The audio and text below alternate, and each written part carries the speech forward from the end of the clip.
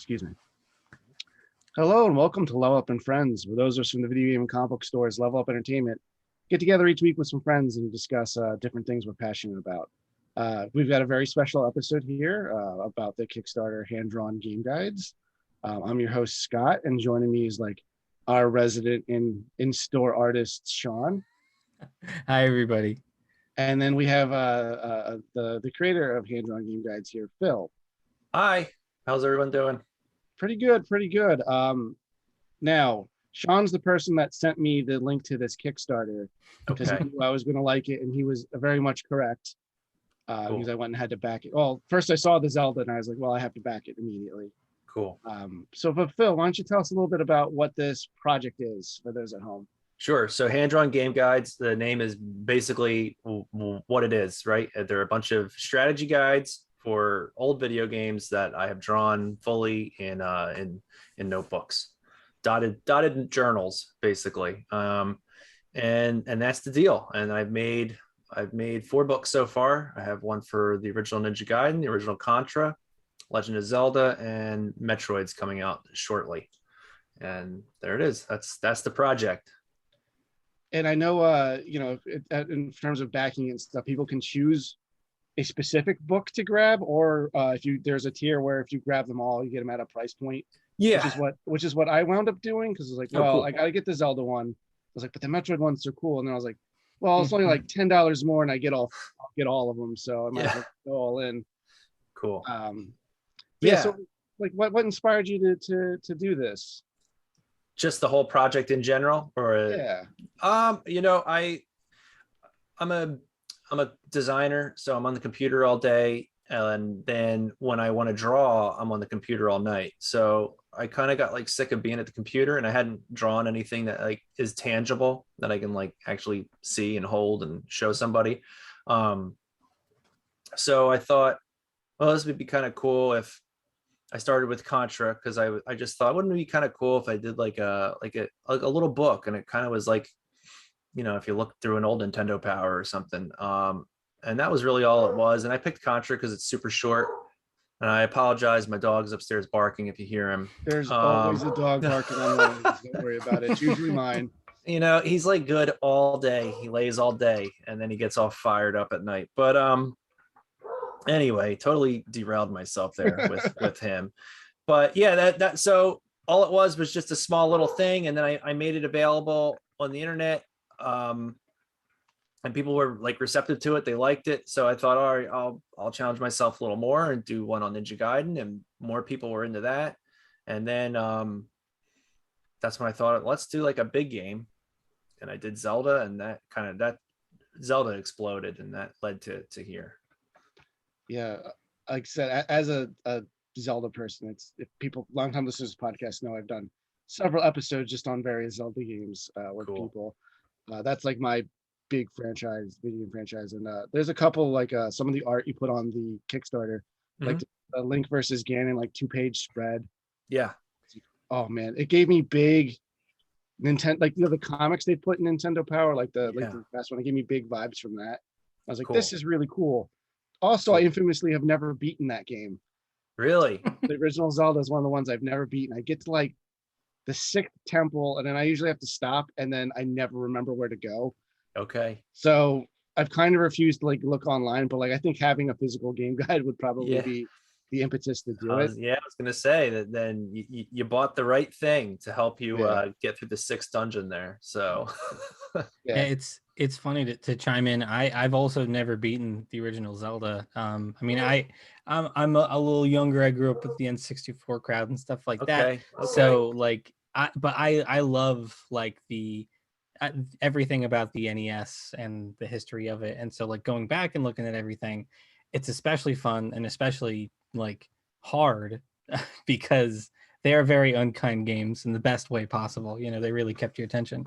But for me, it was important, like Scott said, like I don't want to look anything up on the internet because that, kids growing up with those games didn't have the internet. So I actually planned a project with a friend who grew up with it, and we were going to like hang out for one night, and he was going to be like the older brother talking over my shoulder, like, okay, so now you got to go to here and you got to go here. And we never got to do that.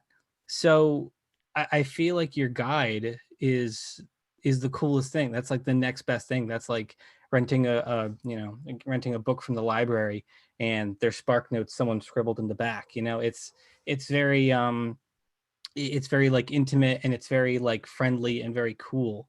So I'm excited to finally play through the game with your guide and actually do Awesome. well, hopefully. I think you'll do it. I think you'll be able to win, because that was Yeah. one of the things that I thought was really cool that I didn't expect, was watching people actually finish the game with the book, which was great, because Yeah. the other ones are strategy guides, but you have to be good at those games to win Contra and win Ninja Gaiden. It's Yeah. very different. But Yeah, like I think Zelda, yeah. Go Sorry, ahead. I should say I think a guide would make me worse at Ninja Gaiden because I'd keep like looking back at it and back at the screen, and then birds keep spawning. Yeah, that's just like, I have tips in there and I'll help you out a little bit, but yeah, Ninja Gaiden's just, you just have to have a lot of patience for that one. But Zelda, a game like Zelda, it has things that can help you out, and there's hearts you can find to give you more health, or you can buy potions. There's things that you can do that help, and the way I laid out that book and designed it was, I tried to guide people and kind of level them up to where I thought they would be comfortable, I guess is maybe the right word, because you can find a whole bunch of the heart pieces on the map kind of almost immediately, right?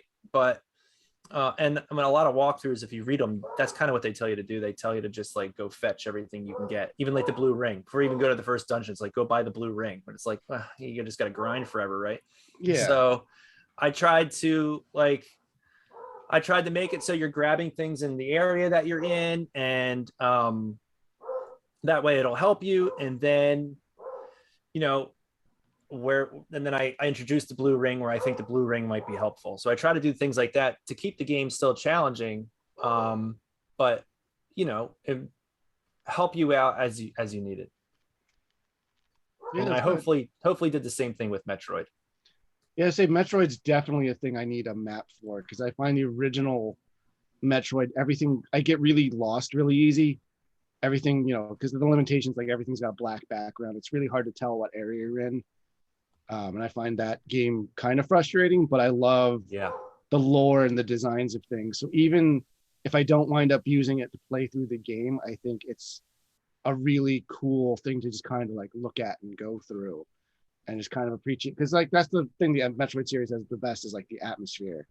And it looks like, from what I've seen of the preview art, it looks like you capture a lot of that. Like I there almost looks tried, like those for little sure. comic sequences. Yeah, it So kind you of kind of is tell the story. Yeah. I'm kind of hiding it. Like I'm intentionally showing certain pages, but I mean, it's basically a comic book. And I think Yeah, that's an awesome fusion of the two things. I wanted to ask you, because I think something that helped me with the Zelda guide is the narrative structure that you made through the book.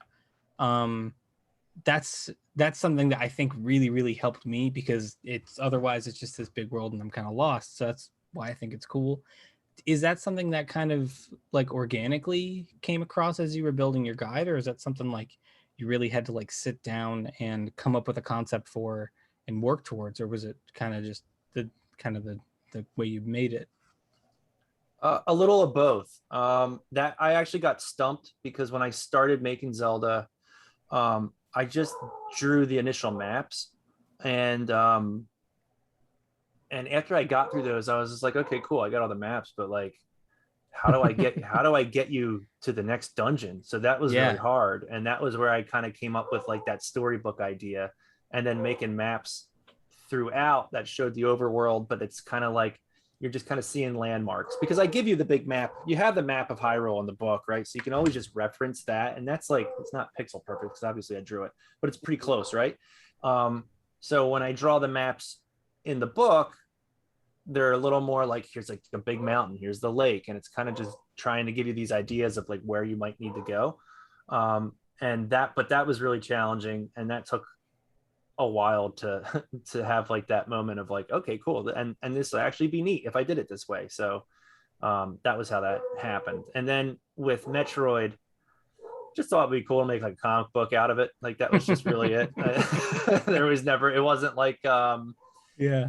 it wasn't like I was like totally stumped. That one actually came together pretty well, and I think it's probably because of all the work that I did on Zelda. It just kind of helped me get in a different frame of mind. And Yeah. Yeah. Did you pick the games that you did, like I guess more Zelda and Metroid, because you are particularly fond of those games, or did you feel like they had more of like an artistic, creative merit to do? well, I love them. Every game I've covered so far, I just love. So I picked Zelda because I wanted to go big, and I did. I mean, you don't get much bigger than that on that system, right? Mhm. And I mean, I love Zelda. It's one of my favorites. So I picked that, and I actually wanted to do like Mega Man 2, but after I saw how many people actually used the book to play through Zelda, that kind of like got the gears turned a little bit. And that's when I thought like, well, people kind of are a little down on Metroid, and they think Metroid's hard, and they don't think that one aged very well. And I thought, well, maybe I can get people to beat Metroid. So that was the that was Yeah. kind of the thought there for that one. Hey, that's cool. Is there? I know in your Kickstarter video you kind of teased at some potential ones coming up that potentially you would want to do in the future. Mhm. Is what games would you think would fit this project well? So Castlevania, I probably will do the unpopular one, Simon's Quest, but that's Okay. because I think Simon's Quest leads itself really well to a book like this. Yeah. I'd love to do Castlevania 3 as well. I have some cool ideas for that.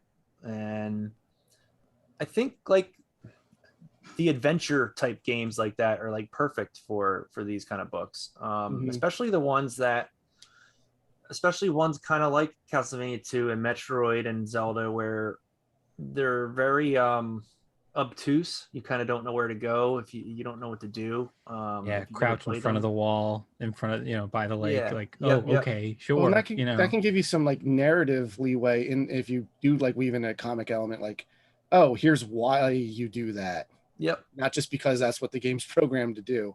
Yeah. I was really hoping you were going to say Castlevania, Oh, any there of you them, just because I think looking at the Metroid pages and like how dark and foreboding are, I'm like, man, I want to see a ton of monsters like this. go. Yeah. Oh god. Yeah. That would be great. I can't wait. I can't wait to make Castlevania. And another idea, I actually tweeted about it last night. I want to make a code book, and Yeah. I just I have saw all you these. tweet about this. I just yeah, and I just have like, because I think that would be a cool way to just cover like a whole bunch of games. And they're not even, it doesn't even necessarily have to be codes. Like one of the ideas that I have for that is like just a spread of like the dam from the first Ninja Turtles game, because that could just be like its own thing, right? Like how do you get through the dam? So like the code book would allow me to just hit like a whole bunch of games and kind of experiment and just have like fun with it, and I think keep things fresh. Yeah, that might be a good way to like, I mean, obviously the big one, the big NES juggernaut you have to do some point is Super Mario, but like you don't want to draw every level of that. But like at something like that, like you could cover like a bunch of games like that, where it's like, here's a bunch of tips for like the 3 Mario games and stuff, so that way you can and compile them together. That might be really cool. Yeah, and I kind of actually that's one of the images that's teased is how to get through the original game quick.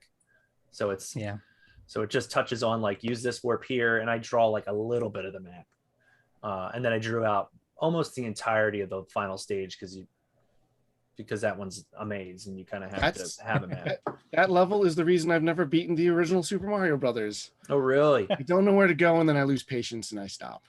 Well, you gotta be like me. You gotta be an absolute baby and just use those like saved load points on NES Online and stuff. Oh no, dude! Just own it. Playing Be on the original baby. It's hardware. fine. So once you turn it off, it's gone. But I have fun up until that point. So in my opinion, I've won by having fun. Yeah, sure. I don't need to see Princess Peach at the end of it. She's there. That's fine. It's fine. Yeah, I know she's there. She's okay. You know what? I Oh.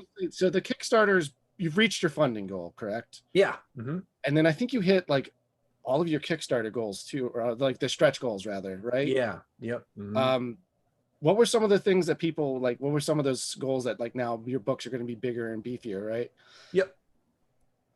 'Cause I So saw one of the ones was like the second quest was being added to the Zelda book, which is an yeah. awesome idea. Whoa. Yeah. Well, a map of the second quest, Well, not yes. not the Cool. whole thing. All right. Yeah. So Yeah, because cool. they all come with like a map, right? They come with a fold out Yeah. map. So in the original ones that shipped before this, when you flip the map around, it's blank. I didn't have anything on there. So if you flip it, you'll have the second quest, and I might try and alter it to see what else I can kind of cram on there and see what I can do there. So yeah, that second quest was one of them, and then it's just like really a lot of features just to make the books cooler. So they'll all have like a gold gilded edge, all the books. We're gonna do stuff with like a gold foil on the front of the books, you know, like just a little like, so the example that immediately in my head is on the Metroid cover, Samus's gun has like a bit of like a light beam kind of coming off of it while she's, I guess, about to blast it. And maybe that's just got like a nice gold streak through it. We're going to emboss them. So again, in the Samus one, but the Metroid one, so Samus would be kind of like brought forward where everything's a little pushed back. So we'll be doing embossing to them. So a whole bunch of things like that. They're gonna be like great paper. And what was the other one? We had we have the what's it called? When you open the book, you get I can't even remember the name of the thing. Doing a It's terrible like job. printed on the inside cover. Yeah, so basically I don't have drawings for that. And I need to come up with new ones. And that was one of the stretch goals. It's like, okay, well, now it's time to draw a whole bunch of end leaves. There we go. That's the name. Yes. I was that's also what not going to Yeah. So I'll that. actually look at the whole thing. So yeah, the end leaves, yeah. So I covered all the stretch goals. And now actually tomorrow we have a few more coming in. Okay, cool. I was going to ask if there was any more plans. And you saying tomorrow, like in theory, that's going to be the same day this podcast episode goes live. So check out when's the podcast go live? I usually have them up Fridays. I should have time to edit this one, but I'm gonna give myself a buffer of Saturday. Okay. But I'll have the link to the Kickstarter in the description, so people can just. Well, all right. Well, I can talk about them because that's fine because they come out tomorrow. So yeah, sure. There you go. You guys are the first two to hear about them. Oh, exciting. Cool. So I still want to keep that theme of making everybody's purchase better. So I tried to do that the best I could. So we have 3 new stretch goals. The first one is everyone's going to get like a really cool book plate. Every order, if we hit it, we'll get like this great like book plate. It's going to have a nice gold. It's going to be like a gold print on it. It's Metroid theme. It has the hand-drawn Game Guys logo. That's actually how I'm going to do all the sketches. So all the sketches will be done on those book plates, but everybody else is just going to get the book plates, and they'll be pretty awesome. So that'll be the first one. And then the second one is going to be a digital reward for everybody. So basically, doesn't matter what book you bought or if you got all 3 of them. Basically, the moment the I don't want to say the moment the campaign ends, but as soon as the campaign ends, there will be everybody's just going to get the full set of digital books, including Metroid, like immediately. And then we're going to do a new book. So all of the sketches that I had for the special tier, for the most expensive tier we had, they all come with like an original concept sketch. So we're going to put together a digital booklet of all those sketches, and that'll be like its own thing. So that one will come a little later because that doesn't exist yet. But yeah, the other ones, you'll get all the guides right there. And then the final one will be, if we hit it, we'll actually add the option to purchase a physical version of that concept book. So that would be the big one. So very cool. So there it is. That's the plan. That's what we've been kind of going nuts over for about like 2 weeks now. Let's say by the time I saw the Kickstarter, which I think it was only like a day later, I think you hit everything you already had put up there. So yeah, I don't think there's any reason to be scared that you won't hit all of that. which must be a little daunting. Now you got to make another book. Yeah. Well, you know what? The thing is that it's finished, right? It's sort of Yeah. all the content's made. I literally need Yeah. to scan everything, and do a little bit of do a little bit of retouching. Probably not much. Only like if maybe you could see a page behind another page or whatever. Yeah. But yeah, and then it would just be assembling that and trying to make sense of the order of things and all that. But That's cool. yeah, so that won't be. It won't be. I don't think it'll be too bad. It's not like everything's drawn. It all exists. It's just a matter of compiling everything and getting it all Yeah. together. Mhm. So that was a hard decision to make because it's already 3 books is a lot of products, but we figured, well, it's going to be the same format as the other ones. So let's just do it. Why not add another one to the pile and Yeah, of course. see what happens? But of course we would have to hit the stretch goal. So it might not happen, but Yeah. we'll see. Well, I hope our podcast helps in a small way. Yeah, that'd be great. So obviously all the games you've done so far have been for the NES. Have you thought about doing like other game consoles at some point, like say Super Nintendo or even Sega Genesis? Like a Sonic one might be really cool. Yeah, I want to stick to NES for now just because I feel like I'm kind of in like a groove and there's so many games that I feel like I could hit that I love. But I do have ideas for maybe how I could cover some other stuff, maybe some other consoles or just like series or whatever. So I have some ideas. I just hope I can do them. I mean, the NES gives you so many opportunities for games that A, need guides, and B, like all of the major gaming franchises are kind of on there. Yeah, all the classic, all the classic ones are, a lot of them got their start there. So it would be an insane amount of work, but I would love to see a Dragon Quest one sometime. I've had a lot of people ask for that, and you know what? I never like really played that one when I was younger, and I tried to play it like 2 or 3 years ago, and I tried really hard, and I could not win. Those games are extremely grindy. Yes. RPGs from that era specifically are really hard to go back to. But I love Akira Toriyama. So like, I like this charm I can't escape. And I love the music and everything. It's like, I really I liked it. But I just wish I was able to do it. I remember, so when I was like a kid, I remember one of the things that like really left a huge impression on me. I'm going to go off on a tangent here. Please. Was I was always interested in Dragon Quest. I think I rented it. I played it at a friend's house, but like I never had that one, so I never really played it. So a family member, he was older, and he had Dragon Warrior, and I remember just like talking to him about it. He's like, actually, at the end of the game, you can go beat it. And I was like, oh wow! So I just wanted to see the ending, right? And then you have that choice at the end of the game where like either you join the bad guy or you don't join the bad guy, and I misread it and I joined the bad guy, and he's like, dude, you just got a game over. And like I'll always remember that because I just thought like that's so crazy that there was a choice there, and then like I got a game like I got the bad ending. Oh man, I mean, he still kind of won. It's not like he killed you, right? But like so that's like my only knowledge of Dragon Quest, right? And then I bought Dragon Quest Builders. Did you guys play that?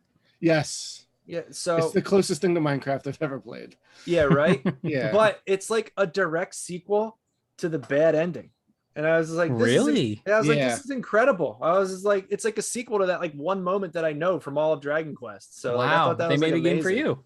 I know, it was amazing. I thought that was so cool. But that makes me like that game even more. I haven't played 2 yet because I just beaten the first one when that came out, and I was just like, I don't need to play this game again, essentially. At the moment. But no, I mean, one of my, we can talk like early video game memories right now.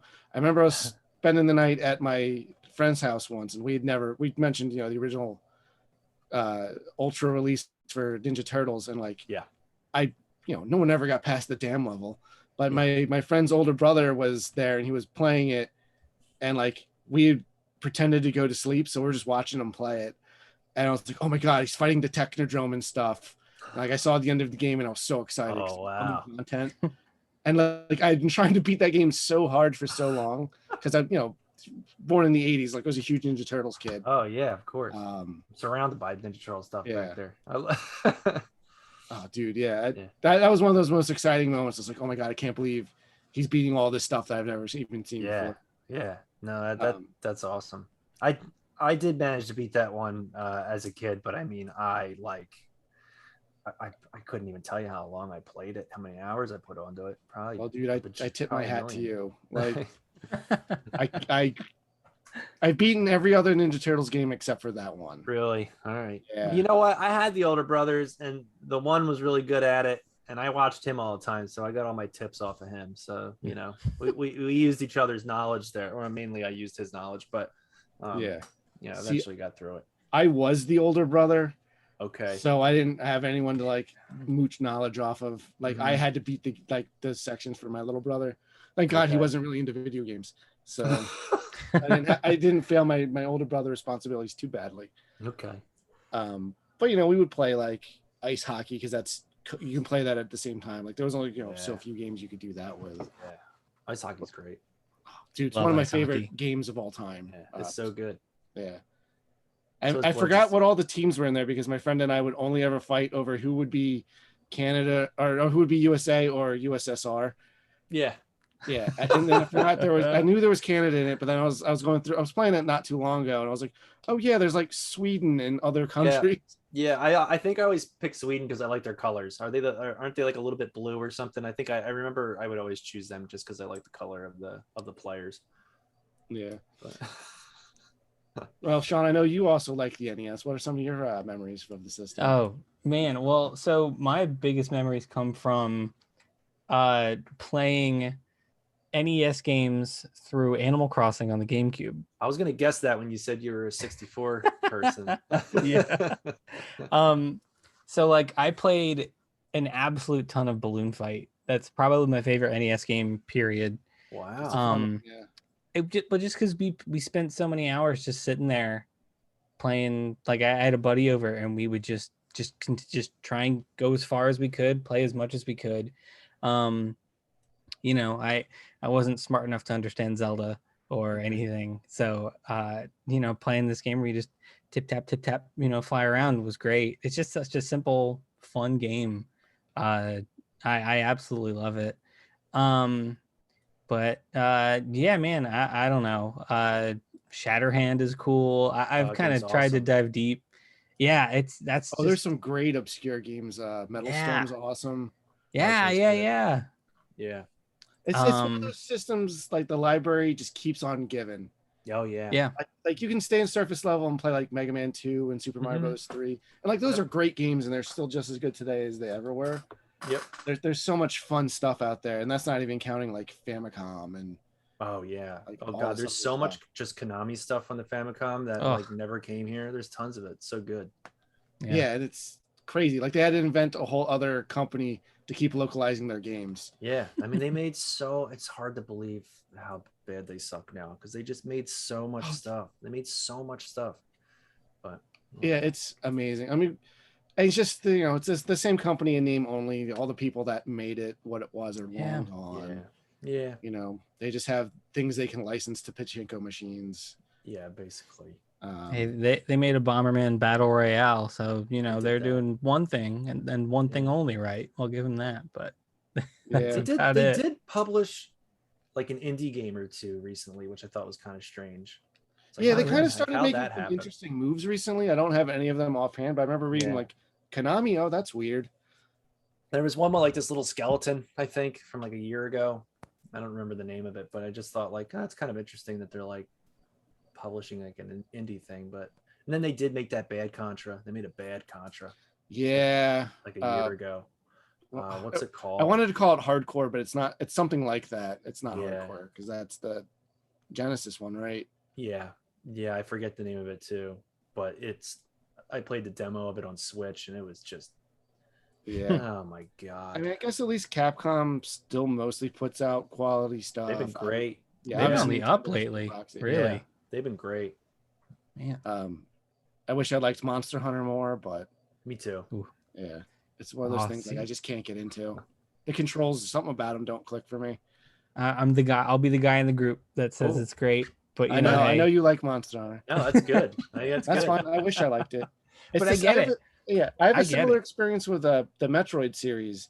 Where, like, Mm. I don't like actually playing them, and to be fair, I Oh. don't really I don't like Metroidvania style games because I also don't like Oh, the night. you But don't I like love Symphony of the Night either? but see, I love everything about those games except for playing them. Okay. I love the music. I love the art style and like the artistry of it. I love how they tell, especially in the case of Super Metroid, how they tell a story without like stopping and like Yeah. having text Yeah. boxes and everything. I love everything around it. It's just actually playing it does I don't really like exploratory backtracking kind of. Yeah, you don't like the exploration. That's not It's your just thing. that's just the genre of game I don't particularly like. I want to love the Metroid series. And I always try them, and God bless them, they're kind of bringing them back. And I saw a Metroid Dreads trailer. Mhm. I was like, you know what? All the people I know that really love the Metroid series, I'm really, really happy for them. Maybe you it would said like. Metroid 4 on it, so Oh yeah, I can't wait. But Yeah. maybe you would like the Metroid game everybody hates, Federation Force.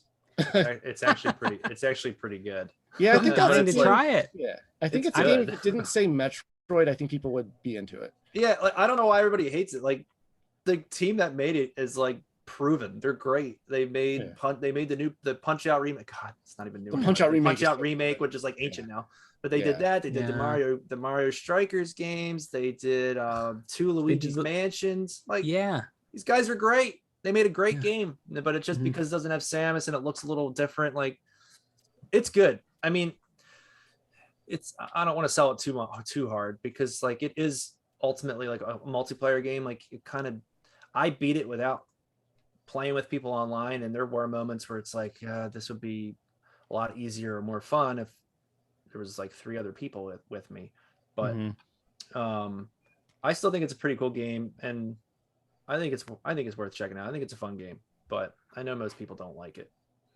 I know the Metroid game, the proper Metroid game nobody likes is Other M. Yeah, I like that too. But I love Other M. Thank Oh, you. good. I don't think it's as I bad feel as this- validated. Yeah, to me No, it's good. To me, it's the Star Trek Enterprise of the Metroid series, where it's not as good as some of the other stuff, but it's not nearly as bad as people say it is.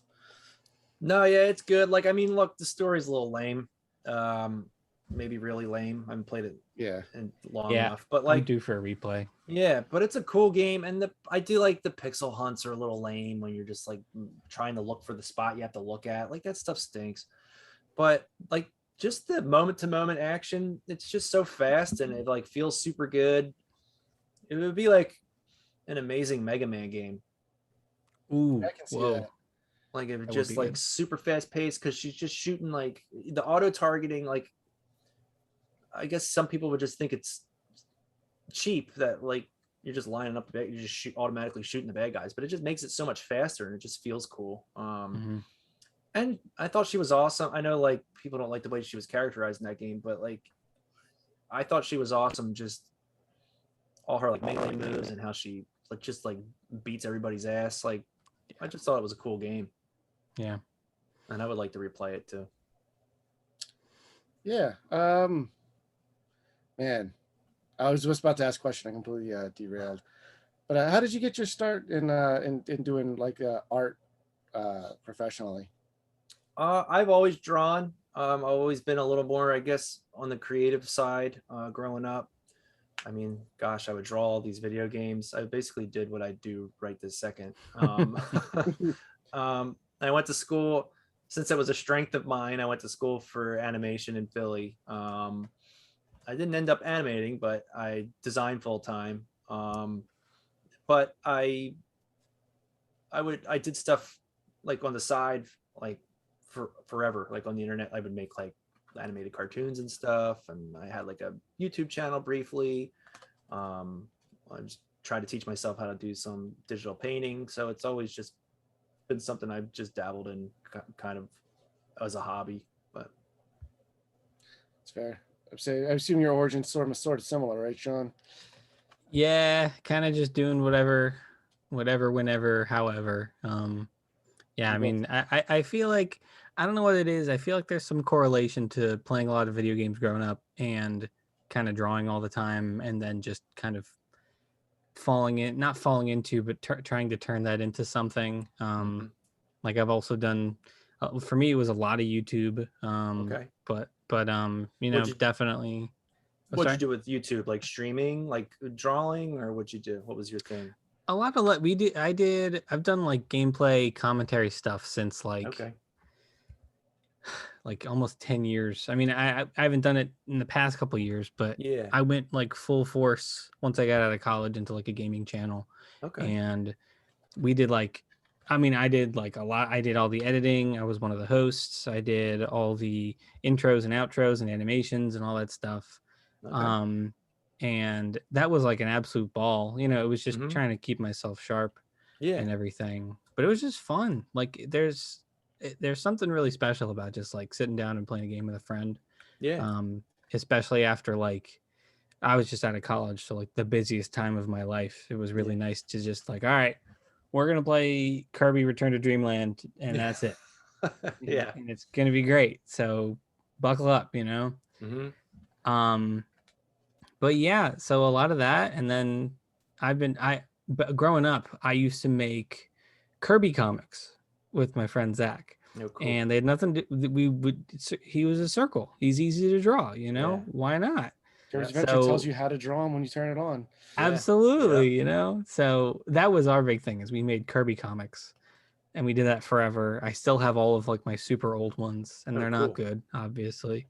I'm sure you're Um, fine. but I don't know. I just think that's fun, and it's kind of funny because now I do the same thing. I was working on a postcard set of a bunch of different Smash Brothers characters. I'm working on a new set of illustrations of all the different Pokemon Oh, cool. of different types and everything. Pokemon's like my biggest thing. Okay. But it's no, I just think it's really cool to see people taking their passions and turning it into careers and opportunities and all that kind of stuff. It's always really nice to see when it comes from such like a humble beginning and fun place, Yeah. you know. Yeah, and it gives your guys both your projects like a level of authenticity that I think shines through. It's Mhm. not just like, oh, Prima put out a half comic, half game guide. It's like, you're clearly a fan and you did it because you are a fan of this property and you want to show that in the way that you can Yeah. do this. And then, obviously your books say unauthorized right on the cover. Yeah. Oh yeah. Make sure I said that a million times. Yeah. That's But which is obviously fine. You gotta we're not dumb. We know we need to write that. But people respond to passion, and what you're about. And the best projects is when it can always shine through, regardless of whatever medium you're doing. Like Sean, you've been at a couple of our events and like you'll do quick sketches and stuff for people. And there's usually a bunch that's left. So like, your Shovel Knight one from the last one you did is on the refrigerator in the back of the store because I couldn't let that one go. Nice. Because Nice. I love Shovel Knight. yeah. But like, too. you know what I mean? Like we've had many conversations about some of these characters and like you can tell which ones you like the best because usually they're the most goofy looking ones. Yeah, usually the cartoon characters that are in Super Smash Brothers, Yeah. basically. Well, you can draw Mario in like 3 lines, and I already know it's him because I know you draw him so different from everyone else I've seen. And just because like you said, you've been drawing him that way since you were a kid, which Yeah. a lot. But like I love it. You guys have wildly different styles. If people look them up after the podcast. Yeah, I freaking love your style. I had a question for you, and Sure. how did you decide on what I have written down is the range in your art is incredible, which Thank is you. what I'm trying to say, and that's why I just read what I wrote. But in the Zelda book's the one that I found it about a year ago, I think, when it blew up online. Okay. So I've been paying attention to what you've been up to, and it's been very cool, and it's very cool to see this Kickstarter blow up. But like, how did you like originally how did you decide to meld on the two different, not two different, but you have different art styles in the book. You have the very beautiful, like, fantasy realistic drawings of Link getting the potion from the old woman and everything, Mhm, and it's all mhm. ominous and everything. And then you have, almost like the doodles that that you do. Like, did They're you like silly. have any? Yeah, did you have Yeah. any kind of like did you struggle with going with one style versus the other, or has it kind of always just been like, this is what I want the project to be? No, I didn't struggle. I think, well, because they each serve like different purposes, and Ninja Gaiden and Metroid Mm. kind of do the same thing, where it's like there's just like these weird little drawings, and then there's like the more detailed ones. Like they're always Yeah. kind of flip flopping back and forth. But I usually try to. So for Zelda, I really love Kazuya Tereda's Zelda work. A lot of the pictures in there are just like straight up, like, obviously I looked at this guy, like I'm not copying it, but it's like Yeah. I'm paying tribute to this guy's work. And Yeah. also, like, I used it as an excuse to study his work and learn from it, because I think his drawings are awesome. So that was his art in particular there, was such a big inspiration for this book. And then, like, I know when I want to show, I have like lots of tiny links when I'm showing all the items and stuff. So I know I only have so much room, and it's like, if you just make this like chubby little colorful link using the item, like, it just reads a lot better than if I was drawing this realistic link for every page using every item. So you just kind of know like when to switch. Or like in Ninja Gaiden, I used a little mini Ryu. He's just like two giant eyeballs. And which is funny because whenever I draw him seriously, I don't ever draw his eyes, but then when I draw him ridiculous, it just has these two big eyes. It looks like it's like the thing from Iron, like the guy from Iron Sword. But I would just use him, and like I would use that Ryu just in like goofy situations, right, where I could have like more fun with the, I mean, that's probably really what it is. It's like when I want to have fun with the content, I'm using like the goofball version. Yeah. And then when I want to show the cool thing, I'm going to show the cool thing. It's such a simple thing, but it's such a perfect mix, and it does exactly that. You get a cool epic moment where Link's finally getting the Master Sword. Cool. If he's getting blown up by a Dodongo, then oh well, whoopsie. Yeah. Mm-hmm. Well, I mean, and that makes sense because the Link in that game is like more like a goofy Peter Pan-esque character versus like the tall, cool guy that he is in like Ocarina of Time. Right. And I kind of like the goofier Links. Like, look at Wind Waker. It's like the most expressive character I've ever seen to this day. Yeah. That's what I love about Link. He comes in all shapes and sizes, and he's always readable as Link. Doesn't matter what he looks like, he's Link, like, because the outfit's so iconic. Or even sometimes when, I mean, they don't even put Breath him now. Yeah. Say Breath of the Wild, his outfit's not even the same, but it's Link the moment you see him. Like, there's just something about that character that just, he's perfect. Like, it doesn't matter how they dress him up, you always know it's Link. And I don't know, he just works in every way. It's awesome. Yeah, it's amazing how they do that. It's wild. So we're probably going to be wrapping up soon. I don't know if you had how many more questions you had, Sean.